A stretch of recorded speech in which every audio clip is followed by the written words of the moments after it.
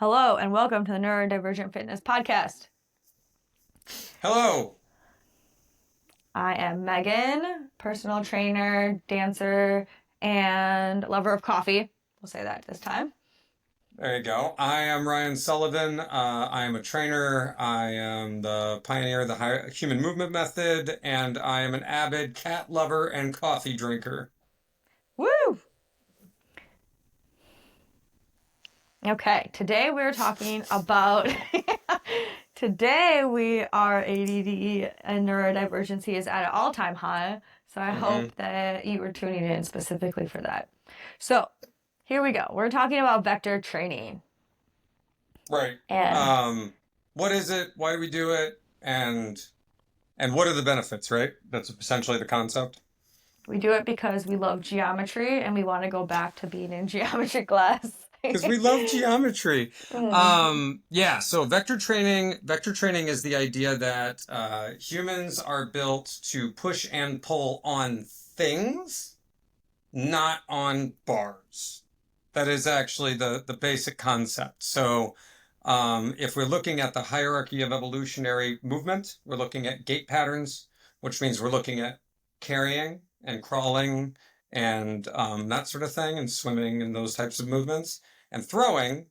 But like a really simple way of thinking about, you're essentially mixing compound movements like a press or a pull with a gait pattern, like a split stance. So we're learning how to stabilize through the legs, trunk, and core while generating and resisting force at the same time, which is similar to how, like, if you were to push on a wheelbarrow, or like, for example, growing up, I used to do a lot of work, manual labor, like in a rural environment. So chopping wood, or I used to work in a cider mill, and we used to grab sacks of pressed apples and have to throw them into a trailer.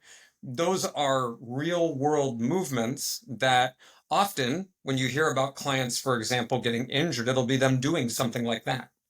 It won't be in the gym. It'll be like, yeah, no, I was raking leaves all weekend and I'm a mess now, right? Or something like to that effect. Or they were carrying in their groceries, or they were bending down to pick something up, or they sneezed. I've actually heard all of those. I know somebody that broke a rib sneezing. Yep. No. Broke How a rib violent was sneezing. the sneeze? I think it had to do with really bad kyphotic posture over time. And, Okay. they were essentially in like a hunched position with like a loud sneeze, and it cracked a rib because of the alignment problem, right? Which And is I don't all know if rooting you've ever from the seen spine. what you have to, yeah, have you ever seen what you have to wear when you have one of those? It's like a full body brace.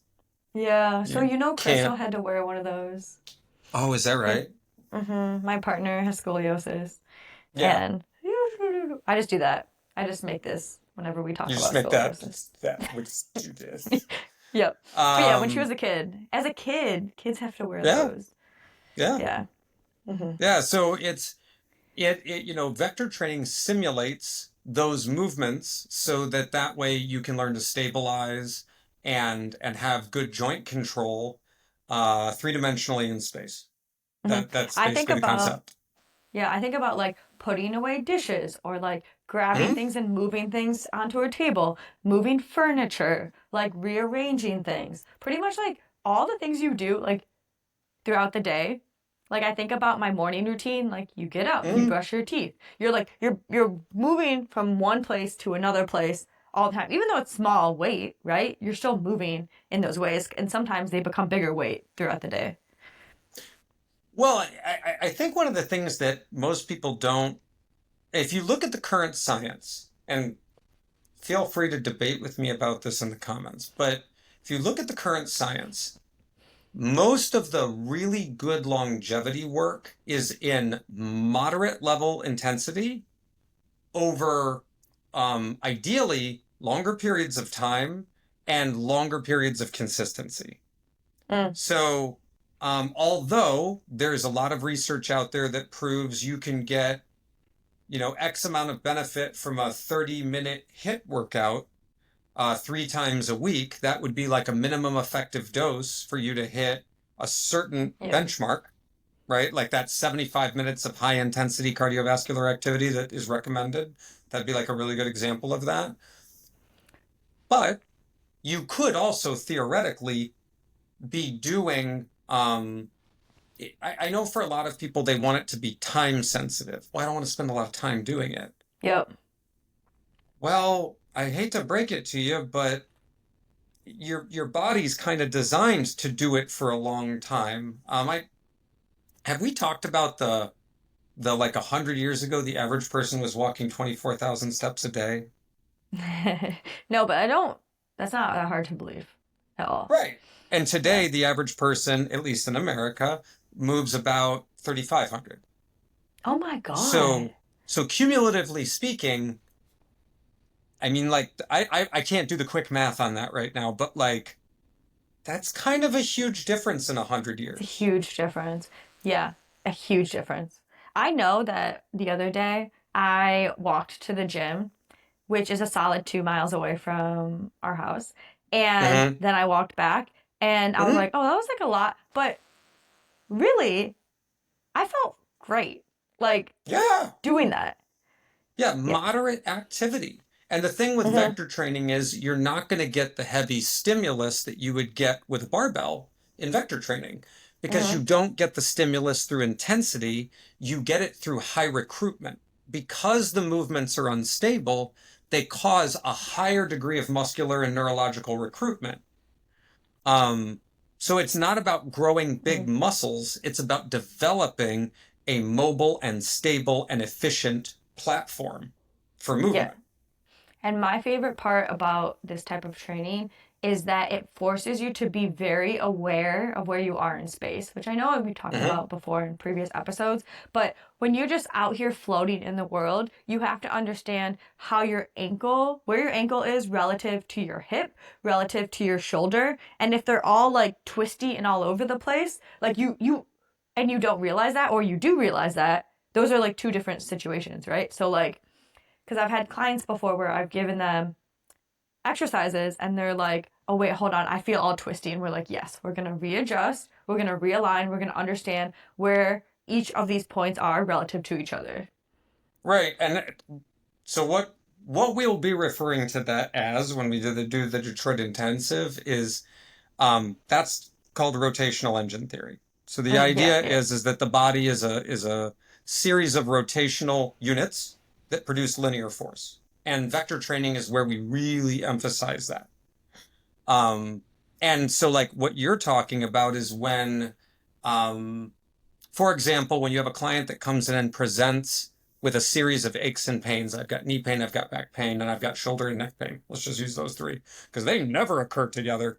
One of the first things that you may look at would be an ankle drop.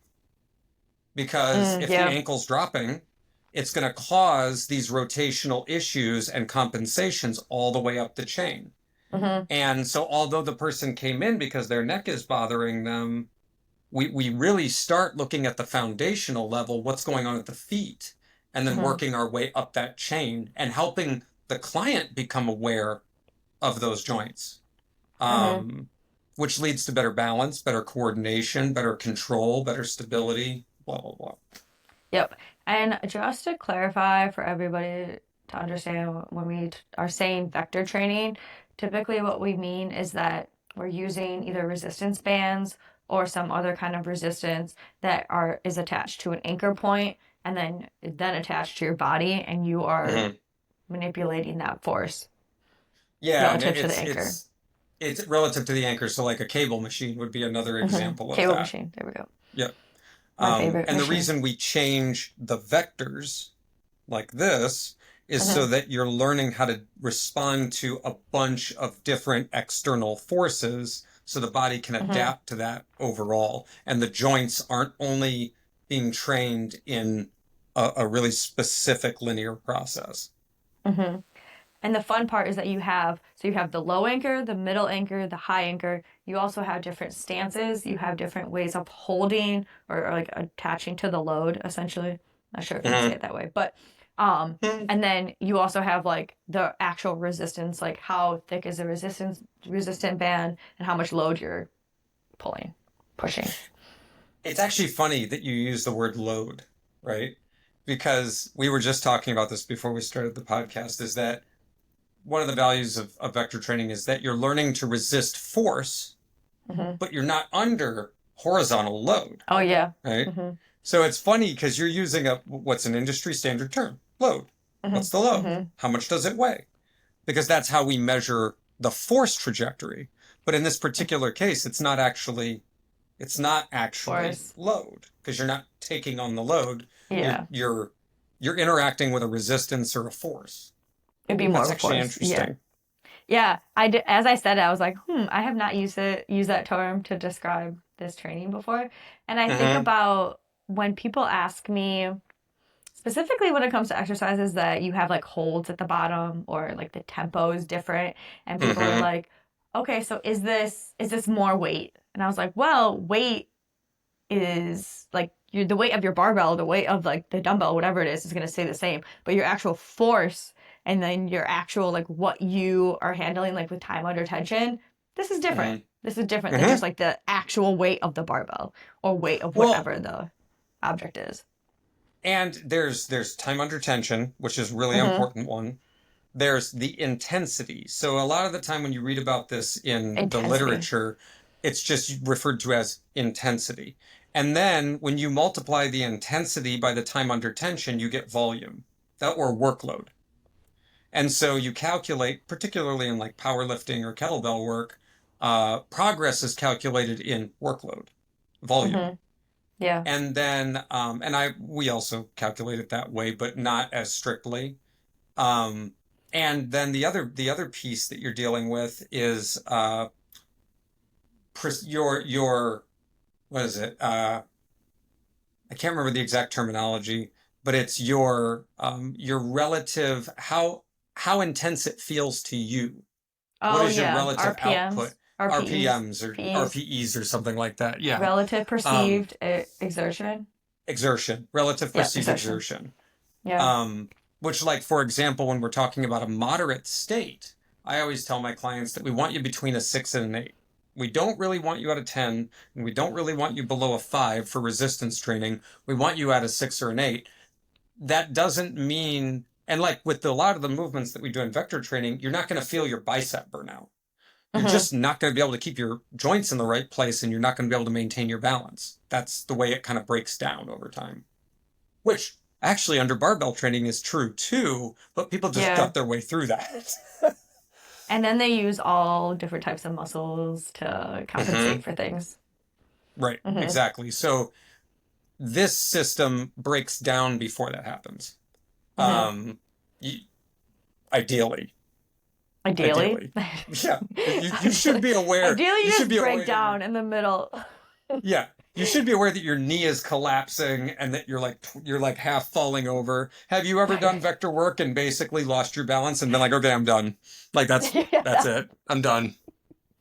I have had, it's funny because it's like the first rep and towards the end, right? Like a lot of times the first rep, especially when people, it's like a new exercise for people, they go to do it and then they like fall over at first and they're like, oh my God, what is this? And I'm like, your body will adapt a little bit, just like, let's go.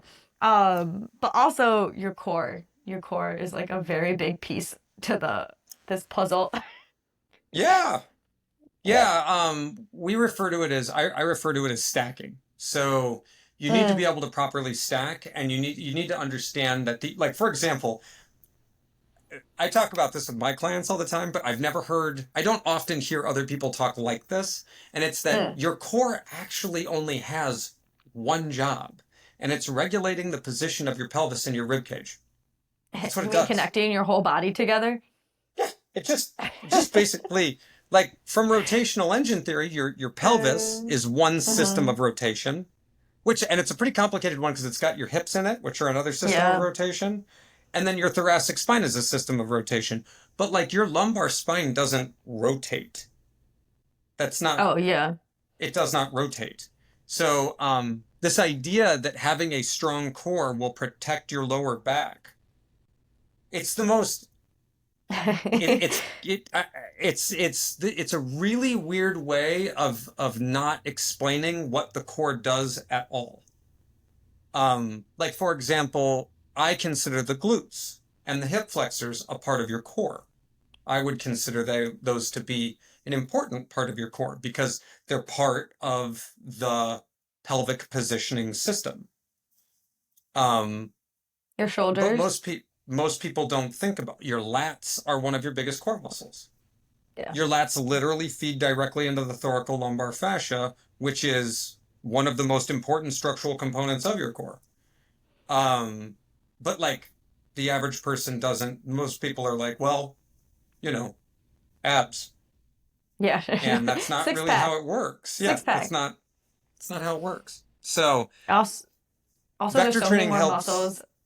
Yeah. There's so many put it more all muscles together. other than your like single six pack ab. And like, Yeah, which again, its only job is to actually regulate the position of the rib cage and the pelvis, and in this particular case, only laterally. yeah. Like Yeah. it's just a sheet of Up and muscle that goes straight up yep. and down. That's it. Yep. That's all it Where does. everything else involves rotation, the twisting, 3 dimensions. Yeah. Yeah. Yeah, the obliques and the hip flexors Yeah. are really are way more involved. Mm-hmm. Way more involved. Mm-hmm. So understanding how to connect the feet, the hips, the pelvis, the thoracic spine, the shoulders, and then the last one, really important one, is axial rotation of the head. Mm. Once you understand how those things are all interconnected, vector training suddenly makes a ton of sense. Mm-hmm. Yeah. And then we should put some clips or links to some of these exercises too, so people see. I know you have a bunch on your YouTube, so we could Mm-hmm. put a link there too, so they can Yeah. see, yeah, what it looks like. So yeah, that would be. I mean, so I think the key is understanding that. Oh, there's one other little aspect to this, and that's if you use bands, because I work with my clients. Typically, my clients work at home. Mm-hmm. Um, One of the values of bands is the variable resistance factor. Um, and variable resistance, which is different than continuous resistance. So when you work with a cable machine, you get continuous resistance. When you Yeah. work with bands, you get variable resistance. Um, Continuous resistance is a great way to level up the training. But I work with clients of all kinds, and the bands are an excellent entry level point, and they're also ideal for active recovery. They're really good for long-term health and wellness for senior citizens and people that have really specific neuromuscular disorders. The Mm-hmm. bands are a much, much better way to start and continue training. And they're really convenient. They're inexpensive. It's a really, really simple and really powerful setup. Mm-hmm. My favorite exercises to do with people are ones where they're holding one side of the band and I am holding the other side of the band. Mm-hmm. And so when you talk about variable resistance, I can feel what's happening on the other side. And so Oh I yeah. am able to give and take as necessary, understanding Mm-hmm. how stable someone is, how much they can actually resist me, and how much they can actually take when I pull, or I Mm-hmm. mostly pull. Yeah, those are one of my favorites. Yeah, it's actually doing doing isolation, how do I say, where they basically stand in Yeah. static Mm-hmm. isolation and you Yeah. pull on the band. That's a Yeah. really good way to get the muscles firing if they haven't figured out the balance aspect yet. Yes. Yes. That's exactly the exercise I was talking about. Like the Yeah, are you parallel talking about the press, one where you scoot hold it in lunge. front? Yeah. Yeah. Yeah. Or even Yep. if, oh, yep, yep, that's my favorite. And then you can see, like, you can always tell intensity based on face. And so you Yeah. just see, like,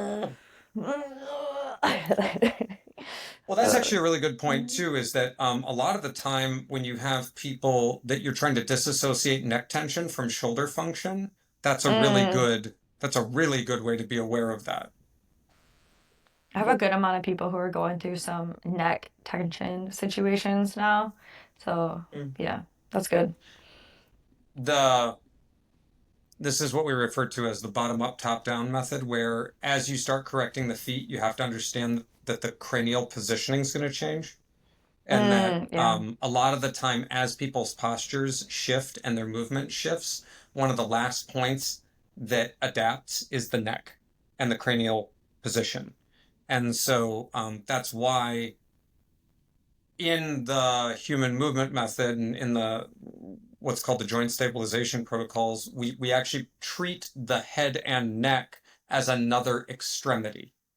So Mm, just like we would treat the arm or leg like an extremity, we treat the head and neck as an extremity because it needs to learn how to regulate itself positionally, um, just like your legs or your feet or anything else. yeah. Um, as someone who gets very tight traps all the time, I Hmm. can understand the importance of that being regulated and being able to move. It gives you headaches too sometimes. I know like Yeah. sometimes those tightness like we we're talking about movement, we're talking about exercise, but like it involves very simple daily life things like headaches. I've had a number of clients who are like, "Oh my God, my neck." Or stiff, like someone came in the other day with a stiff neck and I was like, we were working on releasing some of that and I was like, "Oh, you might get headaches too." And she's like, "I've had a headache all day." I was like, "I can Yeah. see that."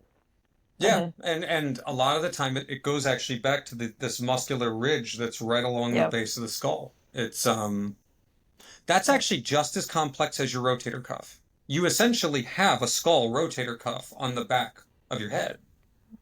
The muscles that attach the I Yeah, the forget what they're occipital called. ridge. Yeah. There we go. Yep. Yeah, that's Um, that's essentially a skull rotator cuff. mm, And just like when your rotator cuff freezes up, you get shoulder pain.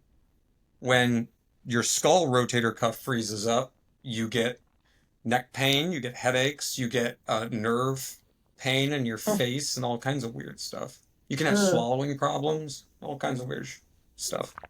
Swollen right here. Hmm. Throat. Yeah. Yep. Good stuff. So Okay. yeah, vector training. Vector training helps to kind of it's a really good entry level point for resistance training for people to gain that global awareness in a really safe environment. Hmm. It's super safe. And that's one of the reasons it's handy in that way. And I think that oftentimes, if you are used to doing intense barbell training, when you start to use bands, you think like, oh, it's not heavy enough. Oh, it's not this.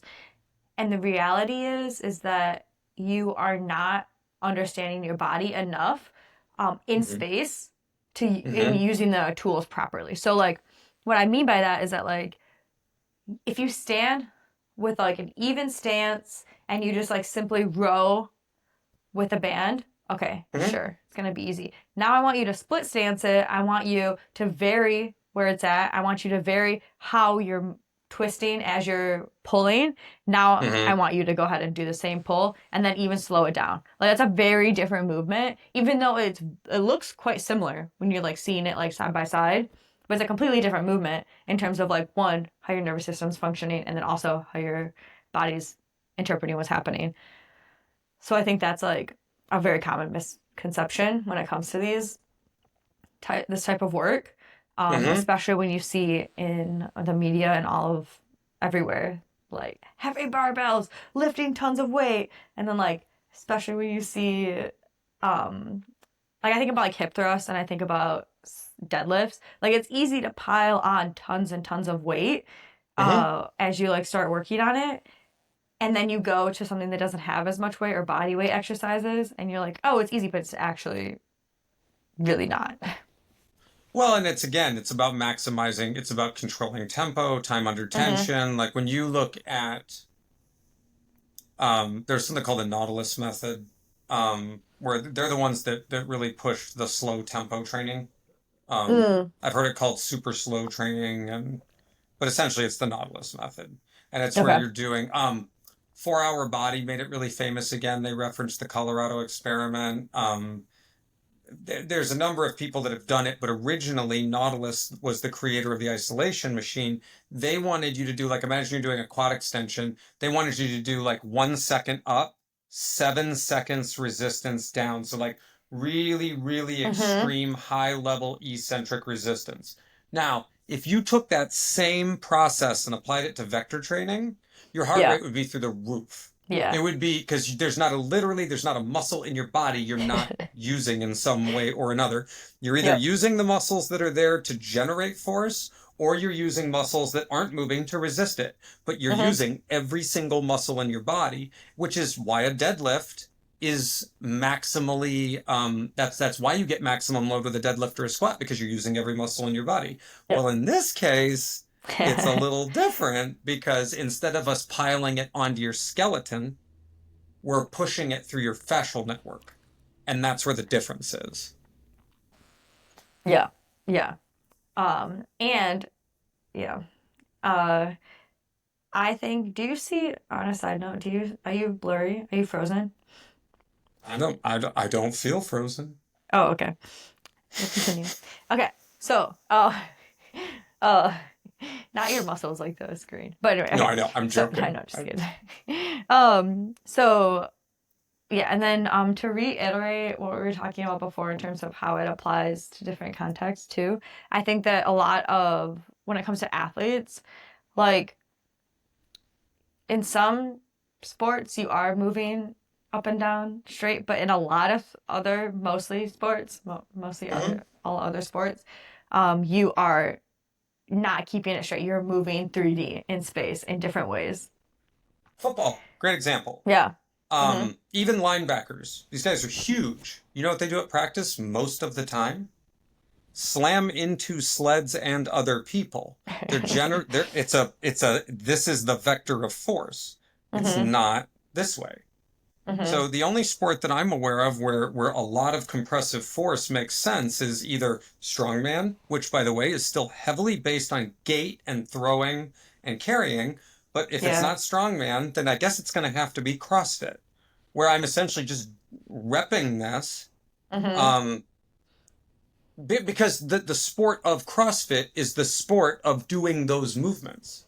But I mean, take any other sport, combative sports, judo, or jiu-jitsu, or boxing, or tennis, or like any sports, anything Soccer, that involves moving in space. Dance. Yep. It's not this way. So. Yep. Olympic lifting. That's the only other one. Yeah, Olympic lifting. But again, even Olympic lifting, to be fair, is ballistic. It's not continuous. Like when you Olympic lift, for example, let's say you do a high pull, you don't keep your heels on the ground, you roll up on the balls of your feet. Yeah. Even kettlebell. Kettlebell's nonlinear. Like the only sport that I can think of where axial compression is like a prerequisite is CrossFit. That's wild, actually, to think about. That's absolutely wild. I mean, look at strongman events. Like, sure, it's a part of it. Like Atlas stone lifting is axial compression, 100%. But that's not the only thing that they do. They do a lot of throwing. They do a ton of throwing, actually. Yeah. And they do a lot of carrying. Now, they do that carrying under load, but again, they're not moving up and down in space. They're picking up an object, they're under axial compression, and then moving with it. It's a different thing. That's actually so wild. Have you ever watched competitive lumberjacking? I have not. You want to see rotational power combined with climbing, crawling, and gait? Oh my God, competitive lumberjacking is bonkers. But it's probably one of the most functional things you've ever seen. Is there a women version? I'm willing to bet. Really? I highly doubt it's just Canadian men swinging axes. Lumberjacking is like one of the most. It's got to be one of the most dangerous, and one of the let's just put it this way: biscuits and gravy and pancakes with syrup on them. If you're a professional lumberjack, makes sense. that level of caloric intake makes sense when you're doing that for a living. It does not make sense when you basically drive a truck or sit in front of a computer. That does not make sense. But if you are climbing up and down trees, hauling 30 pounds of gear, it makes a lot of sense. Okay, I'm gonna have to watch it. That sounds great. Oh my God, it's amazing. Look it up. Yeah. Yes, Everybody else, if you're listening, look up competitive lumberjacking. It's crazy. Oh, okay. So to Anyway. wrap up with vector training, we recommend you doing lumberjack training. Just kidding. Okay. But what we're gonna get into in our next episode is the specific movements that are involved in the human movement method and how Ryan came to formulating those as like the core movements. Yep, it was lumberjacking. It was all lumberjacking. That's actually the whole episode. It's just lumberjacking. Lumberjacking. We're gonna be doing the thing where you have to cut 1-inch pieces of log off each time by hand with a big saw. That's it. That's all we're doing. Okay. I do have a lot of flannels, so I will pick accordingly. And okay, good. I mean, we are from Michigan, so we are that close. We are dangerously close to being Canadian already. Like, don't tell anyone. Yeah. Don't tell anyone, but we're already dangerously close. So, I mean, don't worry. We're going to take over Canada anyway, so it's let's fine. say us and the people in Minnesota. Wisconsin. Minnesota. Well, okay, like the UP, the Upper Peninsula, for those who are not from Michigan, like that's pretty much like, that's Wisconsin. And that's pretty much, I bet you there's like real lumberjacks up there. Yeah. Right? No, it's not bet you. It's not. No, it's a real thing. It's a real thing. Yeah, well, I mean, anyway, the point is, we're already dangerously close. Even within the state of Michigan, the Yooper accent is... By the way, just in case you're watching and you don't know what a Yooper is, it works like this. The Upper Peninsula is the UP, and therefore they are Yoopers. That's how it fits together. And if you're not from Michigan either, there's like, you know how like there's the hand, and then this is like the state of Michigan, but then there's also like the top part that like all of the tourist things forget about because like it's like, yeah. Anyway, so this is the Yoopers. One of my best friends is from the UP. And do you know what the Yoopers call us? Under the bridge. We're trolls because we live under the bridge. There we go. That's right. I knew I was getting to it. Yep. Oh. Anyway, we have digressed. Okay. So. But we stayed mostly on topic until the end of this episode, so I feel like that's pretty good. Anywho, for us, it eventually unravels. Okay, we will see everyone in our next episode about more exercise and lumberjack. Just kidding. Okay. And lumberjacking. And goodbye.